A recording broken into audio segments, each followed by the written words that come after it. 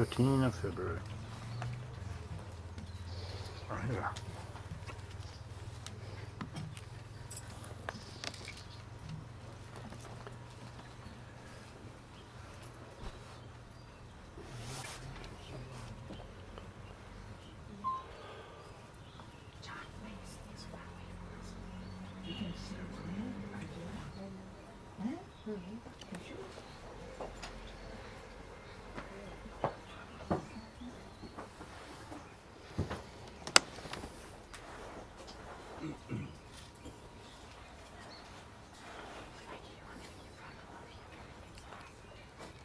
Should I just, as you like?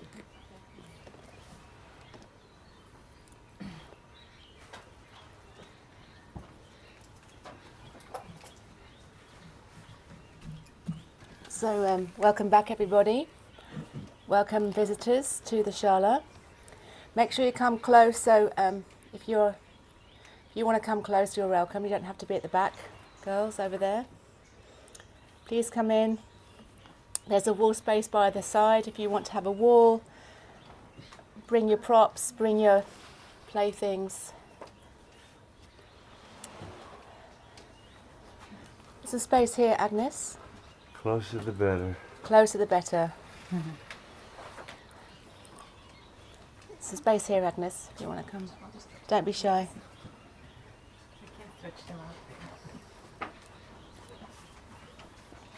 Oh, it's hot. Do you want a fan on you, or are you okay? No, You're okay. I think it's fine.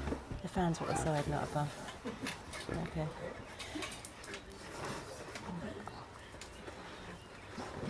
Oh, you have two cameras on you now. What's that? You've got two cameras on you now. Uh-oh. Uh-oh. I'm gonna get There's nervous. trouble. Getting nervous. So welcome back, and so Ira's going to continue his talks and connect it more to practical. Thank you. Over to you, sir. Okay. Ira. So we'll begin the same way as yesterday with that opening mantra. I'll just recite it. If you know, you can join in. And that's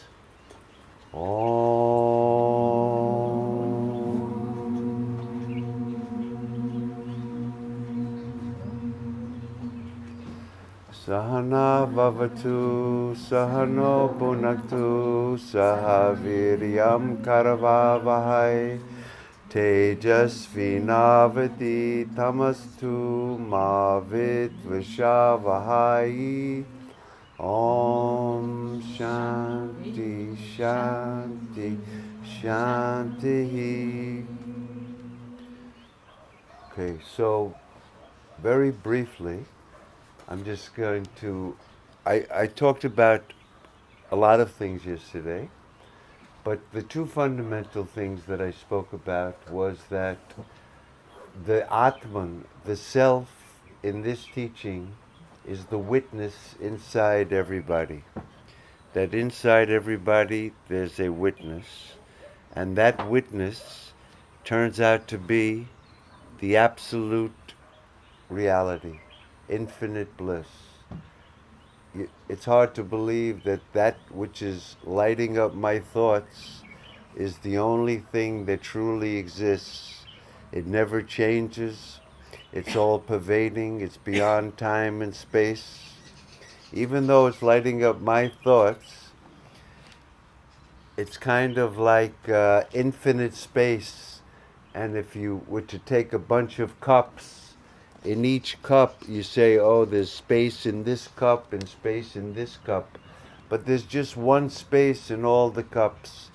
That one space is the witness in you. That's the true self. That's who we really are, always and forever. That's the teaching. This is the ancient teaching of the Upanishads. You are that.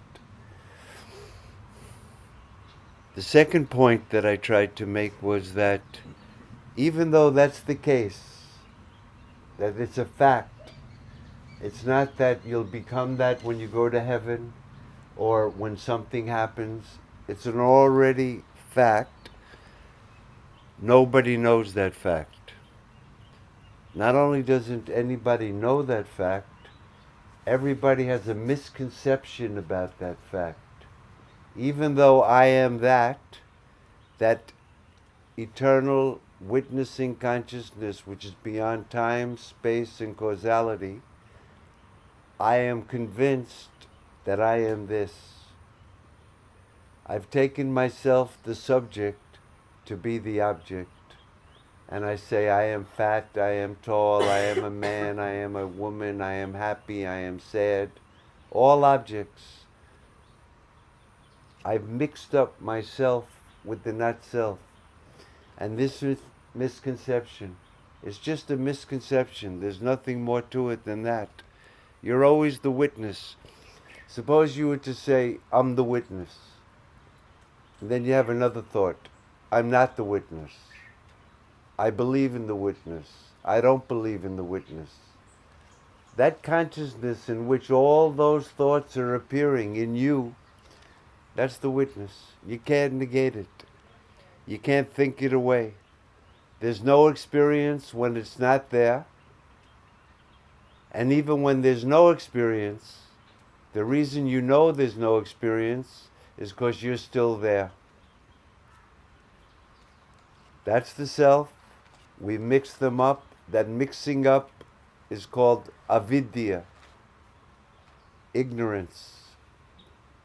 The whole purpose of this teaching is just to remove that ignorance. So these are the two fundamental points. If you don't understand this, then the rest of the Upanishadic philosophy is almost you can't understand it. Once you know that the self is the witness of my own thoughts, including this I thought, this ego, that I think I'm so identified with this I that I can't imagine myself as being anything other than that. But the witness, there is a witness in you that even knows this I thought. That I thought is not always there, and it's always changing. I am fair, I am dark, I am happy, I am sad, I am sitting, I am walking, I'm in pain, I'm not in pain. I. This I, it's changing. How do you know it's changing? Because it's an object to you. In deep sleep, the ego is totally different. You could be, now a new ego is appearing. You're still the witness. And in deep sleep, there's no ego. So the ego is changing, it can't be you. But we identify with this I thought. That's the whole samsara, that's the whole cause of suffering, nothing other than a misconception. So, let me say something about the witness a little bit more, which is that this witness, because it never changes, it's not in time, it can't change, it has no parts, it can't modify itself in any way, it's eternally the same. That witness is the only reality in Vedanta. You are that which is all that ever was. Right now, you are all that is, and you are all that will ever be. There's only one reality without a second. What you call this world is you.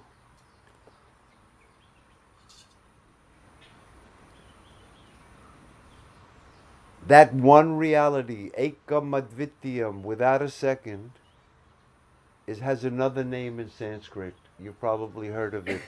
It's called Brahman. Brahman in Sanskrit means the absolute non-dual reality. So the third point I want to discuss briefly is that the highest truth in Vedanta is that there's just this one absolute reality, which is your own self. That's all that ever was, is, or will be. There never was anything other than that. There's nothing other than that now. There never will be. What does that mean? There's no gurus. There's nobody suffering. There's nobody who has to get out of suffering. Because there's only Brahman. That's the highest truth. That's called the absolute point of view. From the absolute point of view, there's just one reality without a second. But there's another point of view, the point of view of ignorance, the point of view of duality. It's kind of like when you're in the waking state, the cup is real because I can see it, touch it, smell it, taste it. You guys can see it, touch it, smell it. It has causal efficacy. It's real. And ghosts and goblins and flying elephants are not real. In the world, the things that I know through my senses and use and can understand through reason is real. And what is not available to the senses and is against reason, we say is unreal. That's called the empirical point of view. So, when Vedanta says you are ignorant, is that the absolute point of view or the relative point of view? That's just the relative point of view. When it says you have to get rid of this misconception and then you'll be free, is that the absolute or relative point of view? No? Anyone else? I'm going to recite a verse from the 5th century AD, a famous person who taught this philosophy that I'm talking about. And he has a verse that goes like this: Na utpatti na nirodha na bada na sadhakaha na mamukshu na muktaha iti esha paramartaha. Translation: there is no creation, there is no destruction, there's nobody bound, there's nobody practicing spiritual discipline, there's nobody who desires liberation, and there's nobody liberated. Iti esha paramartaha. That is the highest truth. This whole thing that I've been talking to you about, you guys don't know yourself, I don't know myself, I've identified with this thing and I'm suffering. None of that is the highest truth. That Brahman, the self, which is the absolute reality, is so non-dual that in it there's no duality whatsoever of somebody bound, somebody has to find a guru, somebody has to get liberated. In that absolute truth, none of that exists at all. There's actually 3 definitions in ADVAITA VEDANTA, non-dual Vedanta, that describe the nature of this absolute reality. It's na sajati beda, na vijati beda, na svagati beda. And what that means is this. Let's make believe the self or Brahman, that absolute reality is like one big orange. Yeah? That's the only reality. That's Brahman. So the definition is, other than that orange, other than that Brahman, other than that self, there's no other thing that's the same as it. That's called Nasajati Beda. Other than that reality, there's no other reality that's the same as it. That means there's not 2 Brahmans. The second definition is that other than that reality, there's no other reality that's different from it, like an apple or a pear. Other than that Atman, your true self, there's no other thing that's different from it. And the third definition is Nasvagati Beda. Within that reality itself, not outside of it, within that one reality, within it, there's no multiplicity. There's no duality in it, and there's nothing outside of it, either the same as it or different from it. That's called Advaita, non-duality, radical non-duality.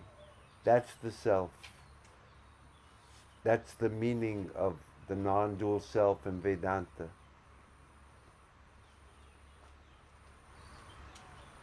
There's no other teaching in India or anywhere else in the world that believes in such a thing. It's perhaps the most ridiculous teaching you could ever hear, because it seems to contradict everyone's common experience.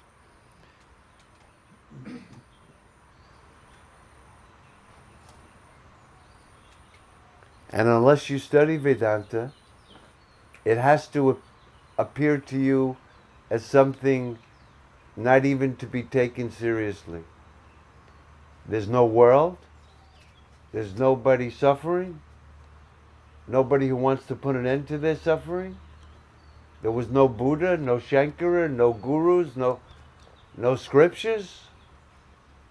Where are we going to go with that? What's the benefit of any of that? How am I going to get any benefit from that? I don't even exist. What's the benefit? This is a side joke. Somebody once went to my teacher and said, Swamiji, what's the benefit of all of this? If everything is just one, how am I going to get any benefit from it? What's the benefit? So this Swamiji said to the guy, well, perhaps there's just one benefit. What's that, Swamiji? You finally get rid of the guy that keeps asking, what's the benefit? We always want some benefit. That's the suffering, wanting a benefit. Vedanta gets rid of that. You are that doesn't want any benefit. You don't need any benefit. Tattvamasi. So anyway, the empirical point of view, as long as we're in ignorance, I am this. That's where Vedanta begins, in ignorance. It wants to teach us the absolute, but it has to begin in ignorance. It has to begin in duality. The teachings in duality, the idea that I'm going to get the teaching, and I'm in ignorance, and I'll get the knowledge, and that will remove my ignorance. All of that is only in ignorance. So when we're reading these type of texts, and we hear that you have to get a teacher, or that you're suffering because you don't know the self, you have to realize the self, you should know, this is from not the highest point of view. This is the relative point of view, the empirical point of view. This distinction between the empirical and the absolute, it's important to at least appreciate, so that we don't get mixed up, because if the empirical point of view and the absolute are mixed up, then the whole teaching becomes contradictory. So I just wanted to mention that third point. That absolute, there's no duality in it at all. But from this point of view, you guys came here, you're studying yoga, you want to master it and have a life, you're going back. It's all real. It's just like in a dream. As long as you're in the dream, it's real. Until you wake up, it's waking. If you're thirsty in the dream, you got to find some dream water. And when you find it and you take a drink, you know what? It quenches your dream thirst. It's all real. But the moment you wake up, then you realize, it was only a dream. None of it was real. The only thing that was real in that whole thing was me. Because I was the light that lit up that whole appearance. But in the dream, it's all real. So here, we're in the dream. The dream of being born, getting old, getting sick, and dying. The dream of I'm awake, and then I dreamt, and then I slept, and then I woke up. It's all a dream because we don't know the true self that never went to sleep, never woke up, was never born, doesn't get old, doesn't get sick, and doesn't die. Until that knowledge arises, this is absolutely true. You can't negate it. So, since that's where we all are, we're all in this boat together. We all feel I am this is mine, I am this body, this is my house, my car, my money, my wife, my children. And sometimes I'm happy, sometimes I'm not happy, and I want to be really happy, and I don't want to die. This is where we begin. This is where the Vedanta begins. So, once I'm in this situation, then I want to be happy. So where am I going to find happiness? I have to find it outside. Good meal, a beautiful partner, a wonderful house, a nice car. These are the things that bring me happiness. Illness, getting sued, getting hit by a car, they bring me unhappiness. I'm going to try to avoid all the bad things, and I'm going to try to get all the good things. The problem with this strategy is that I never really get all the good things that I want. If I do get them, I lose interest in them. If I don't lose interest in them, something takes it away.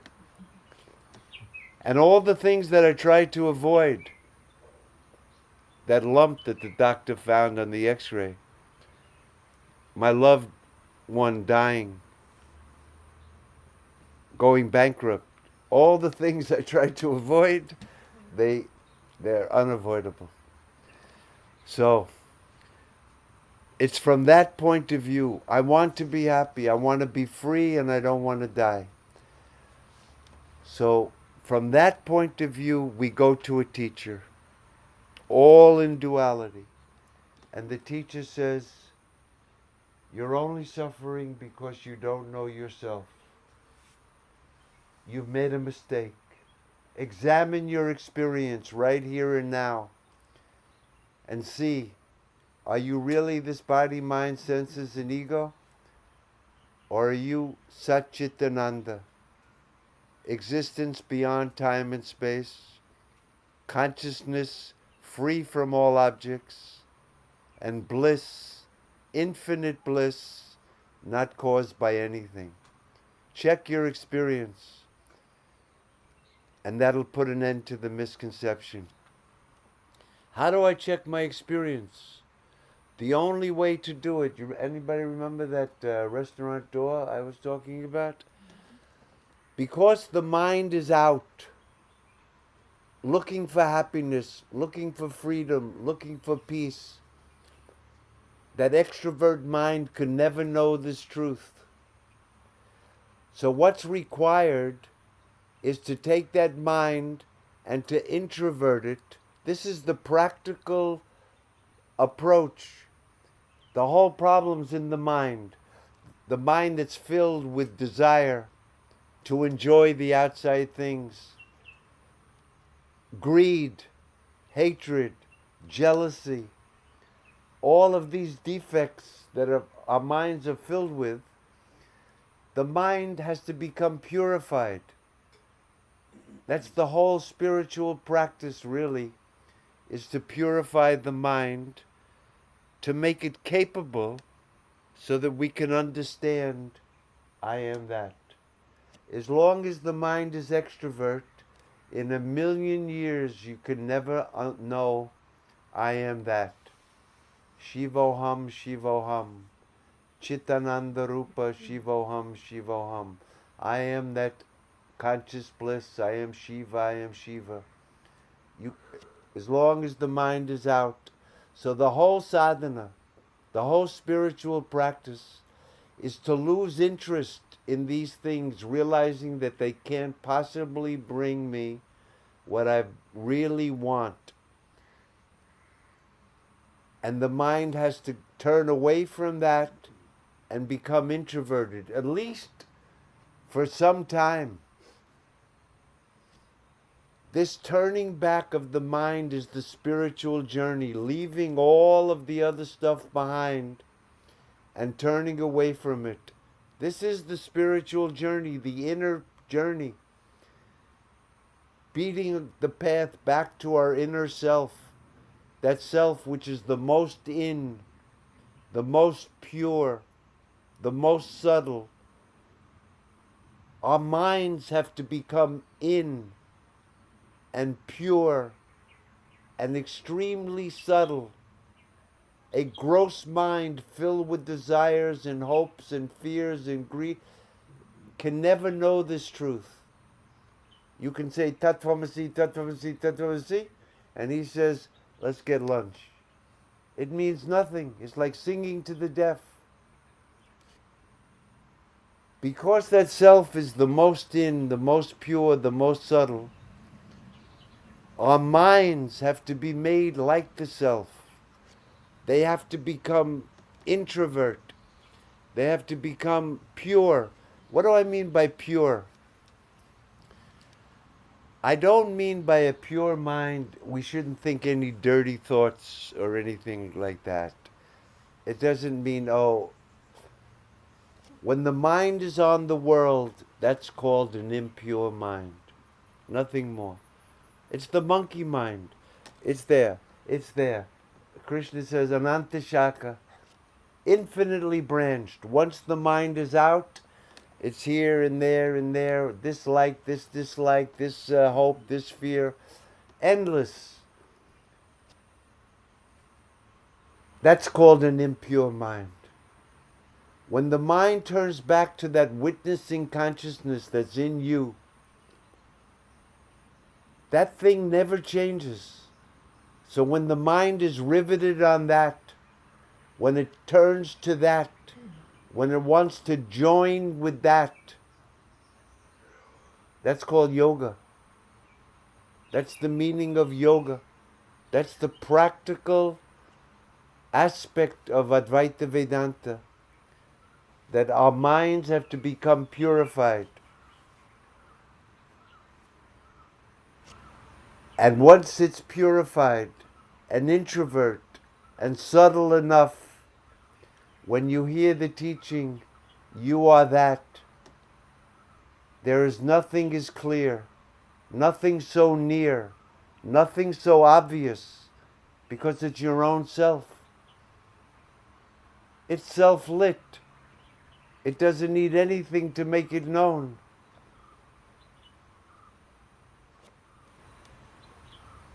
That's called yoga. The word yoga means to join. Yujite, the root for yoga is yuj. Joining your mind to that is yoga. That's the spiritual journey, the yogic journey, the spiritual. It's a very lonely journey. This spiritual journey, I'm sorry to tell everybody, you can't bring your friends. You can't bring a suitcase. You can't bring your money, your house. You have to turn away from it all. And at the end of the journey, even this I, you'll have to give him up too. We make this journey alone. Nobody can come with you. The teacher can point you in the direction, but you have to go there. You have to see it for yourself.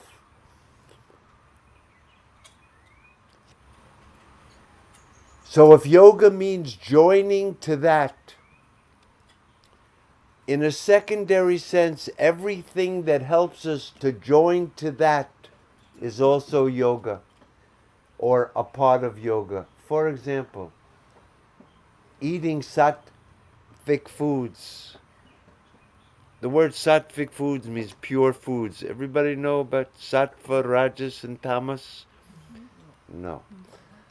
So, they usually divide food in the old days before modern nutrition into 3 categories. Tamasika food, that's dirty, rotten meat, and things like this was called tamas. When you eat it, it makes the mind either filled with passion or dull. And then dull. There's other types of food that make you rajasic, filled with passion. So a yogi tries to avoid those, and he tries to eat sattvic foods. The diet is very important. In the Gita, Krishna says to Arjuna, yoga, methinks, is not for one who eats too much, nor for one who doesn't eat at all. Eating but little, sleeping but little, this is the way of yoga, Arjuna. There's a passage there like that.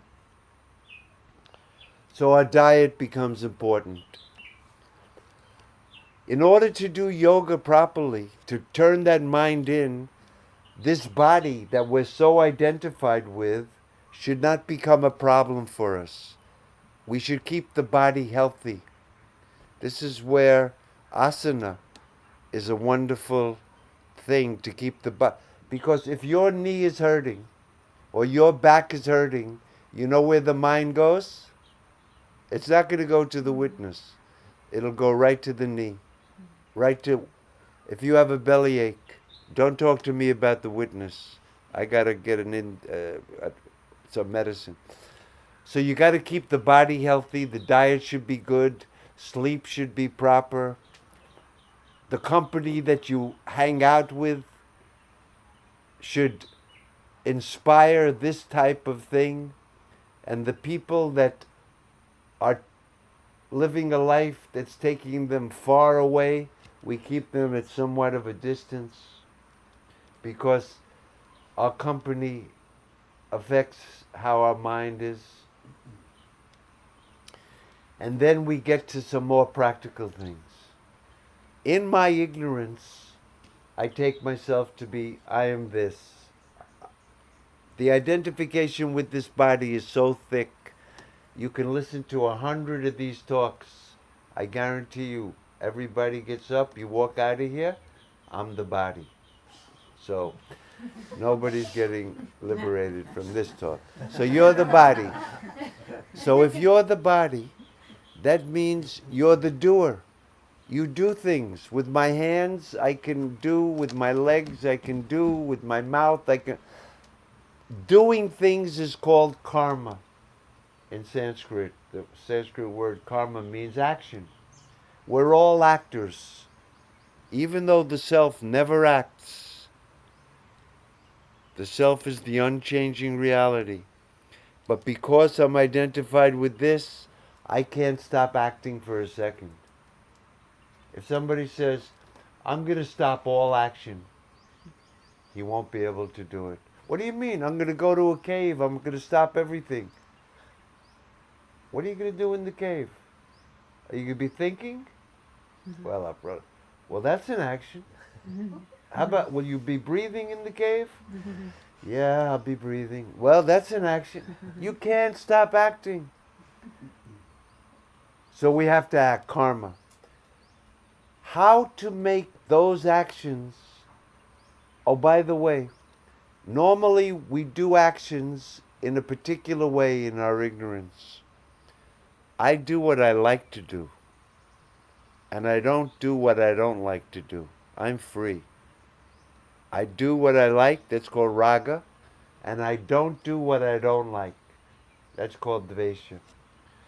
So when I do an action to try to get what I like, that action produces a result. I'm doing it to get that result. But sometimes that result doesn't happen. When the result happens, you know what the result is? I'm elated. I got it. I want ice cream. I'm going to the store. That's a karma. I open the thing. That's a karma. I take the spoon. That's a karma. Hits the tongue. That's a karma. Ah, happy. I got the fruit of that karma. That in Sanskrit is called karma pala, the fruit of the action. But suppose I went to the store, I bought the thing, I opened it up, and the ice cream turned sour. And now, I don't know if that's, yeah, it was out in the sun, so, and now I go, I did all the actions, but the result was, So this is called Sukhi Dukhi Samsari. Sometimes happy, sometimes sad. The fruits of our actions, we never know if we're going to get them or not. And if they come, they make us happy. If what we don't, they make us sad. We're bound by the karma. It's called the bondage of karma. So there's a sadhana that's taught in the Bhagavad Gita, in Vedanta, to teach us how can we make this, since I can't stop doing actions for a second, is there a way to do actions that it won't bind me and it'll actually become a sadhana, it'll become a means to join with that Supreme Being. When I do actions like that, does anybody know what that's called? Nobody? Has anyone ever heard of karma yoga? You probably do it here in the kitchen. Karma yoga means I'm going to do all of those actions. Whatever I do, I'm going to do it with a different attitude. I don't care what the result is. The result's going to come. I don't care. I have dispassion towards the fruit of the action. I'm going to perform it with an attitude. I'm doing everything that I do as an offering to that Supreme Being. I'm a limited person now. That Supreme Being, the witness, is Krishna. That's who Krishna is, by the way. That's who Krishna says he is. He says, Aham Atma Gudakesha Sarva Bhuteshu. I am the self in all beings. Krishna is yourself, and yourself, that's Krishna. But in our ignorance, we take ourselves to be a limited jiva, a limited individual living being. And when I'm like that, then Krishna's the Supreme Being, different from me. And I'm going to do all of my actions as an offering to that. And I don't care. Let Krishna take care of the fruit. When actions are performed like that, we become freed. The mind becomes purified. No longer sukhi dukhi. Because whatever, happy and sad. Because whatever the fruit is, I'm unconcerned. I've done it for him. He's taken it, and so it's his fruit. Does anybody know what the word prasad is? Anybody know prasad? Has anybody gone to a Hindu temple? When you go to a Hindu temple, they usually do some offering, and then they offer some food to the deity, or some candy, or some sweets. Then they take those sweets and they walk around, and you put out your hand like this, and they dump something in your hand. Sound familiar? Maybe, yeah? So that thing that they dump in your hand, you're supposed to go like this, very humble, and they put the thing in your hand, and that's called prasad. It's been offered to God, and now you get it.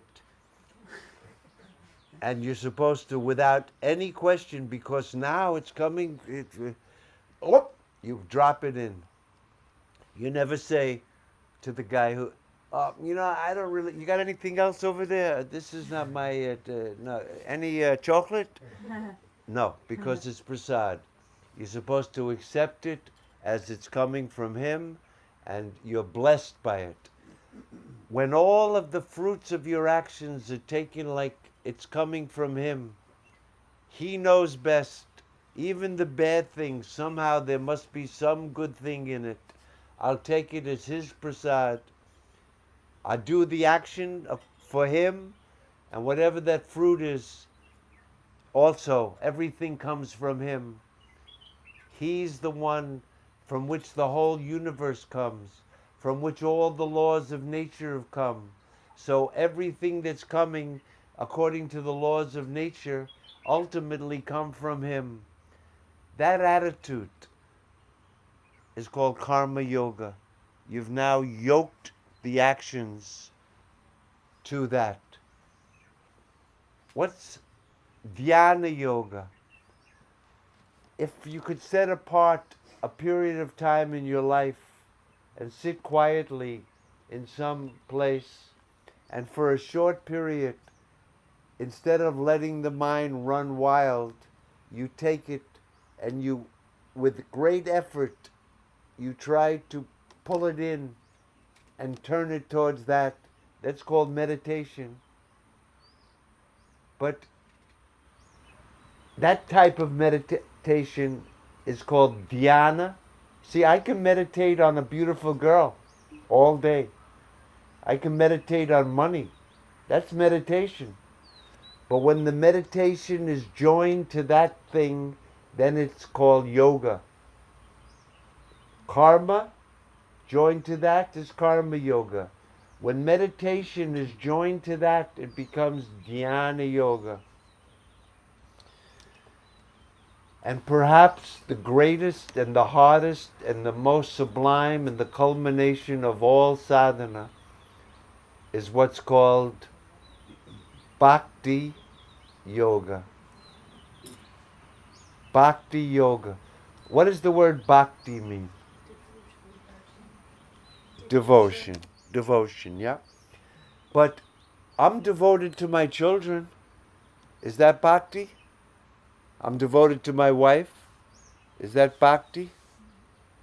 That's love. We call that, I love my children, I love my wife, I love my house, I love my bank account. But that's not bhakti. When love is turned to God, that love is then called bhakti.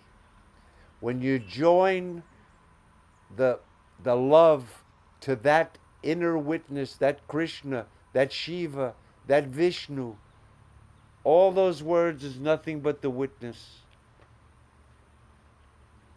You could call it anything. It really has no name, but we call it Krishna. Krishna says, Kshetrajna chapi mam vidi sarva kshetreshu. I am the witness in all beings, Arjuna. That's Krishna. If we don't know that, then we just call him the Supreme Being. And we have to fall in love with him. The Gita says, with all our heart, with all our soul, and with all our might. I think they say that in the Bible too. Love thy God with all thy soul, with all thy heart, and with all thy might. And love thy neighbor as thyself, the Christian golden rule. So here, that's what we need. We need to fall in love with that. It has to become something that we want and we think about, devoted to that great devotion, that the mind has to want that and want to join with that, like we want to join with a lover. You want to join with that, the eternal lover that gives us infinite bliss, not just momentary.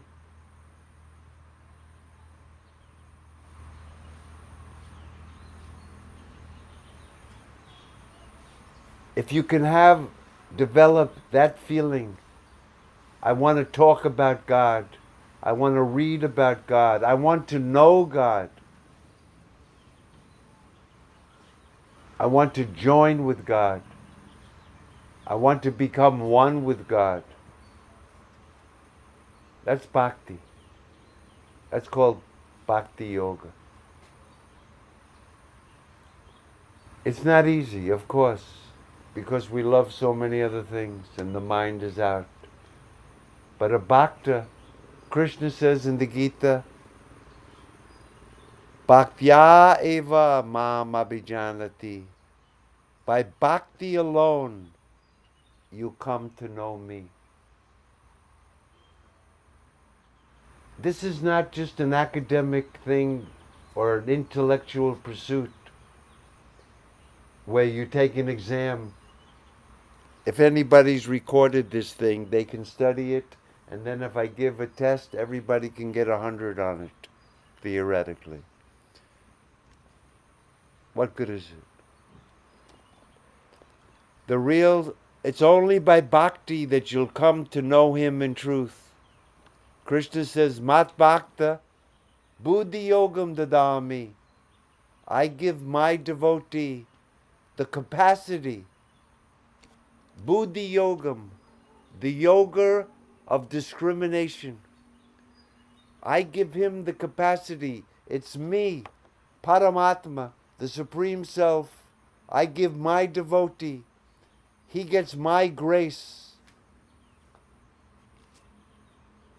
How do you get, when you turn to Paramatma, that inner witnessing consciousness, the Supreme Lord? Why is he called the Supreme Lord? I thought you said Vedanta is not theology. What's this Supreme Lord business? And surrendering to him.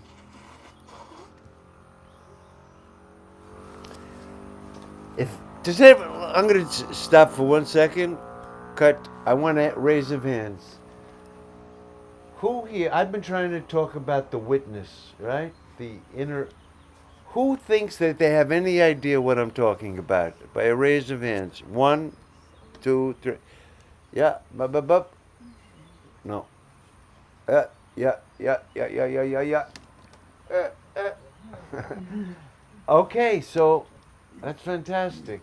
All right, because it's not an easy concept.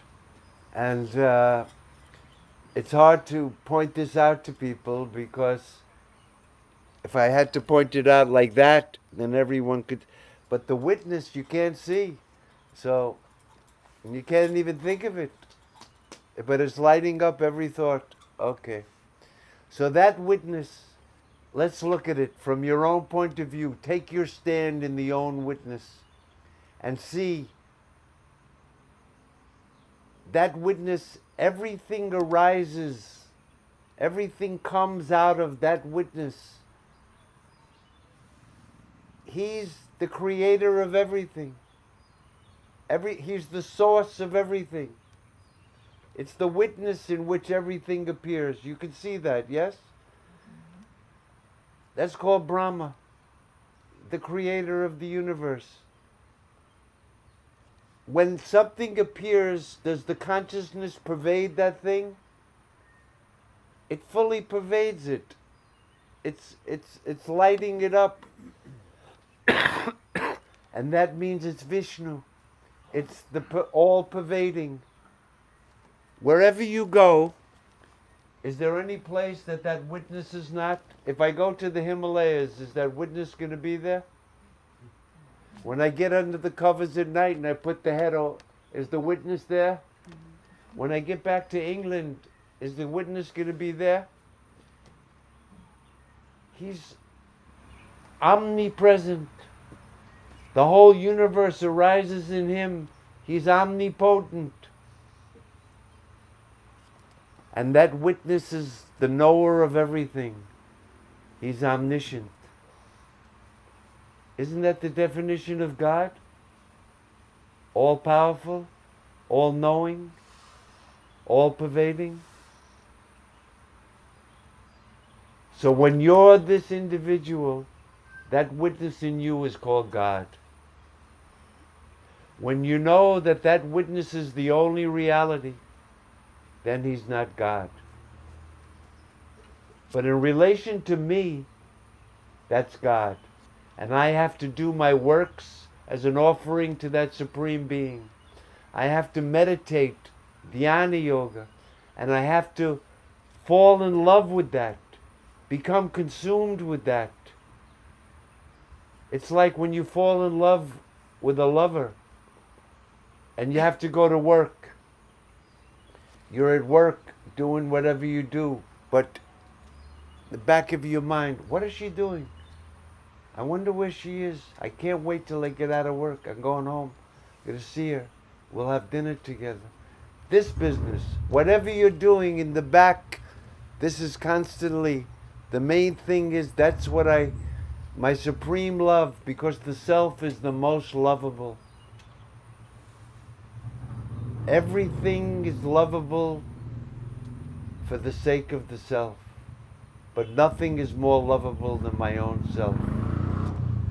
How are we doing for time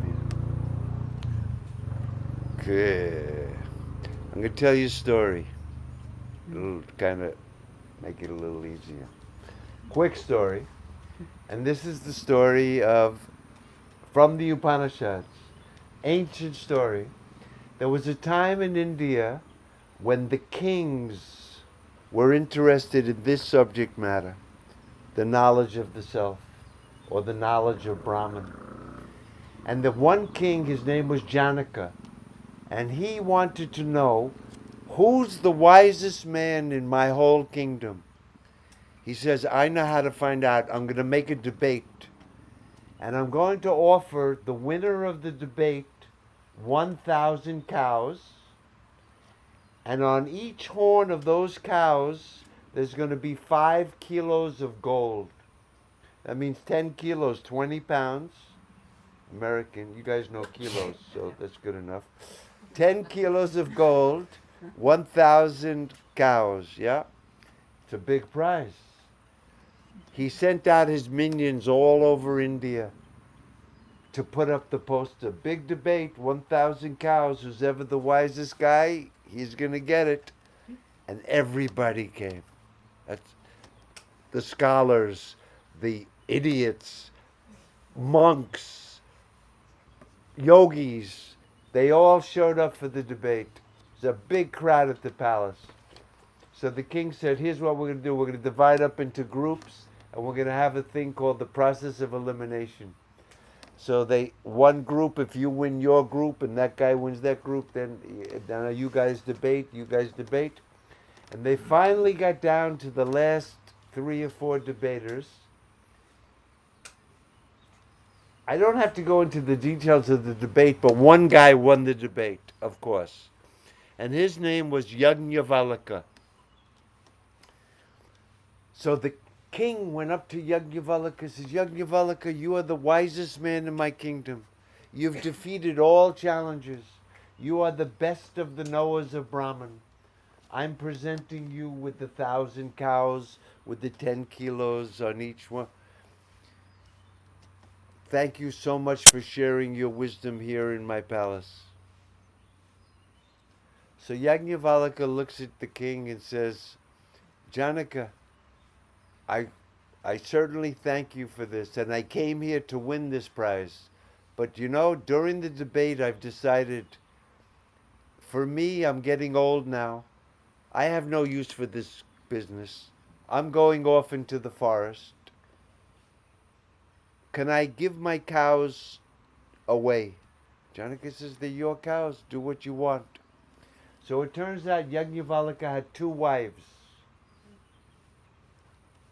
What does that show you? You don't have to be a celibate monk living in a cave to be the wisest guy. He had 2 wives, and he's the wise man. He calls his 2 wives. One wife was called Katyayana, and the other was called Maitreyi. He says, Katyayana, Maitreyi, please come. Katyayana, I'm giving you 500 cows with all that gold. Katyayana looks at Yajnavalkya and says, my dearest husband, you're so generous. You've taken care of me. I'll be fine now. I wish you well in the forest. I hope that you get whatever you want.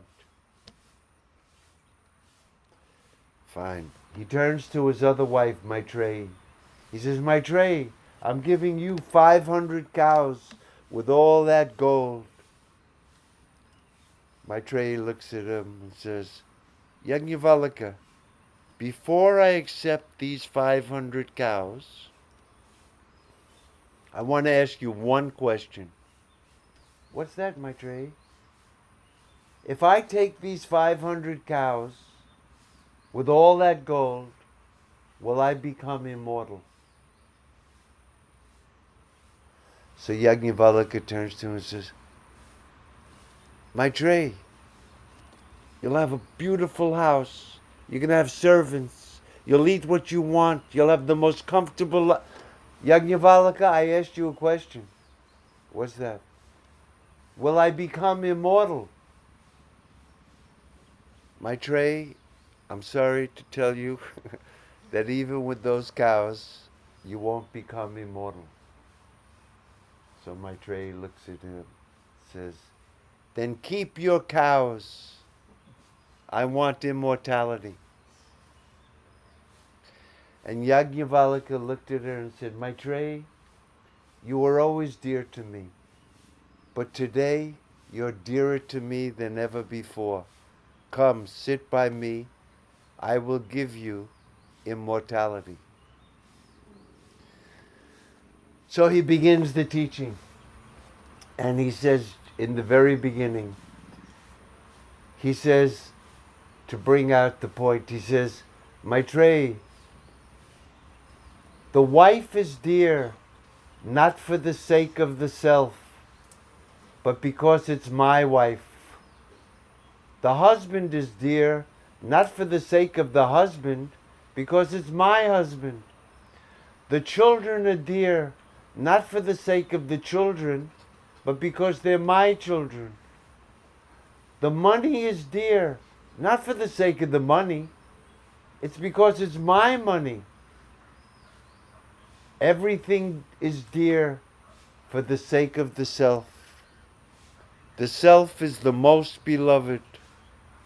That self, drashtavya, mantavya, nidityastavya, that self has to be seen. It has to be heard about. It has to be reflected on. It has to be contemplated on. I'm not going to tell you how he showed that that self, which is the most lovable, is the immortal reality. But he did it in a way that's similar that I've told you yesterday and today, that Maitreyi, you're the witness. That witness which is the most lovable, that's the self that has to be known. At the end of the teaching, it ends just with the short sentence, Yajnavalkya, you bestowed upon me immortality. That's the end of it. It ends like that. So the self is the most lovable. We have to fall in love with that true self inside of us. That's called Bhakti Yoga. These are the practical things. The Bhagavad Gita is the Boy Scout handbook. It's the practical. The Upanishads are just like that, little stories of gurus and students.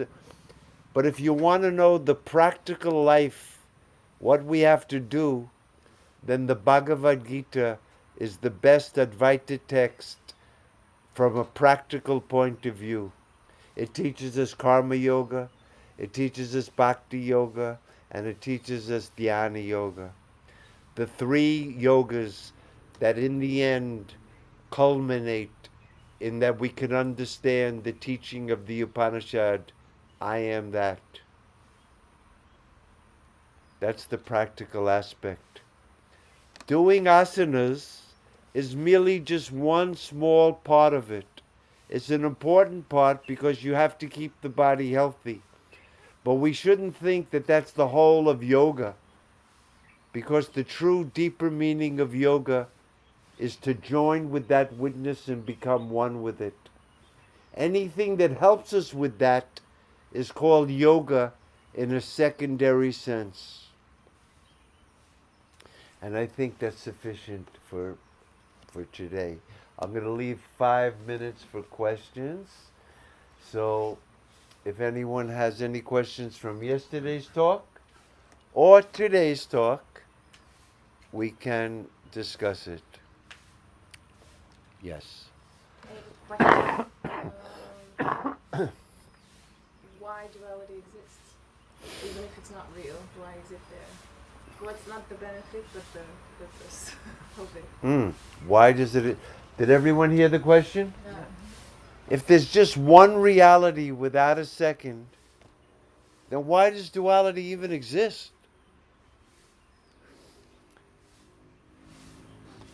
Here's how I'm going to try to answer that. Suppose there was a rope here, and that's the reality. There's really a rope. But it's kind of dark, and you looked at it, and you thought it was a snake. Yeah? So the snake is appearing, right? There's only a rope there. But because you don't know it's a rope, you've mistaken it as a snake. Now, I know the truth. There's only a rope. That's all there ever was. Even when you saw the snake, there was only a rope. Yeah? And if I put a flashlight and you look again, you'll see, oh, there never was a snake. There was only a rope.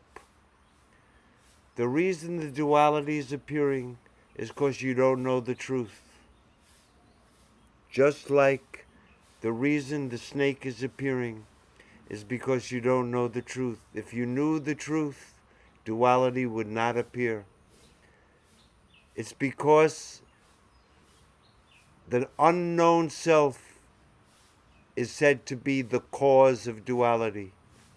And when the self is known, there's no duality. There never was. Even while it's appearing, there's no duality. It's because we don't know the truth that duality appears. But even though it's appearing, there's no duality. It never came. You want to know why is it here when it's not here? If you think it's here, the only answer we can give you is in the same way. Why did the snake appear? It's because you don't know that there's a rope there. That's the only answer. But it's a little different in this case because the answer I'm giving you is it's because of your ignorance that the duality appears. But when you know the truth, you'll also have realized there never was any ignorance and there never was any duality. You say there's duality, we say there's ignorance. Because you can easily ask me the same question, then why is there ignorance? And why? There never was. In other words, the absolute point of view is there's no ignorance of the self, there's no duality. But the relative point of view, where you think there's duality, yeah? From that point of view, the answer is because you don't know the truth. But when I realize I am that, what do I realize? There never was any ignorance and there never was any duality. That's the absolute highest truth. This other thing never was, is, or will be. There never was any ignorance, nor was there any world caused by that ignorance. But if you want to know why is there duality, the only answer can be because of ignorance. When the ignorance is gone, there never was any ignorance. Then who is this person who is in this hologram? Nobody Why realized. is it a dream? Because if everything comes out of Brahman and goes back and it's Nothing came out of Brahman, nothing goes back into Brahman. So we don't exist. We don't exist. That's if we did, duality would be real, yeah? Okay. So This is called Advaita. That's why I said it's the most unbelievable philosophy in the history of human thought. this dream doesn't really exist. That Brahman The dream doesn't, because what is a dream? A dream is that state in which the world that was appearing there seemed to exist, but in truth it never existed. There was no dream tiger at any time, or a dream person who saw. It never existed. But in the dream, you saw the dream tiger. Why? Because the only thing you can say is because you don't know the truth. But when you wake up, The whole thing was, it never really existed. Dream is not something that came into existence. It's an appearance. An appearance is that which seems to exist, but in fact never was. That snake, it appears to exist, but there was never a snake there. There's only a rope. That's the only answer. You can think about it. It may not seem very satisfying. If you think about it more, no, because this is a very fundamental and hard question. And it's a good question to ask. And you shouldn't accept anybody's answer, because Vedanta is not like that. You have to see, if I take my stand in the witness, is there any world at all? Then I don't have to give a reason why the world came. But as long as we're in duality, we want to know why it came. What's the reason? So then the only answer is ignorance. But the truth is, there's no ignorance. Okay. Any other questions? The practical, everybody knows karma yoga, dhyana yoga, bhakti yoga. The Bhagavad Gita is the practical text for Vedanta. We'll end it with just a short Sanskrit prayer. And that prayer means that witness is fullness. Because of ignorance, that fullness looks like this fullness. From that fullness, this fullness apparently came. It didn't really come. If you take away this fullness, you know what remains? Anybody? Fullness. That's the whole teaching. There's only fullness. It appears like this. That is fullness, this is fullness. From that fullness, this fullness came.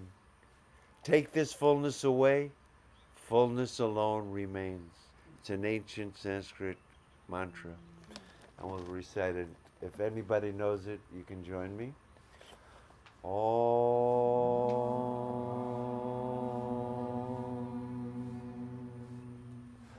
Purnamada Purnamidam Purnat Purnamudachyate Purnasya Purnamadaya Purnameva Vashishyate.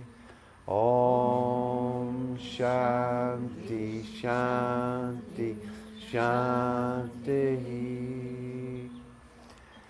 Thanks for the opportunity, for allowing me to talk, Ellen and crew. Next year, right here. Okay.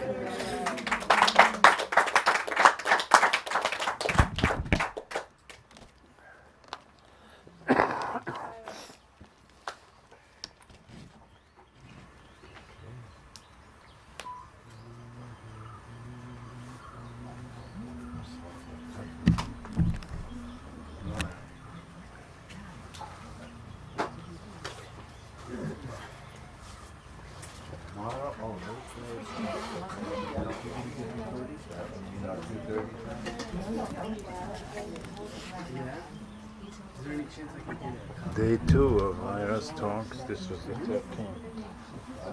February 19th, 2019. Thank you. Pretty much.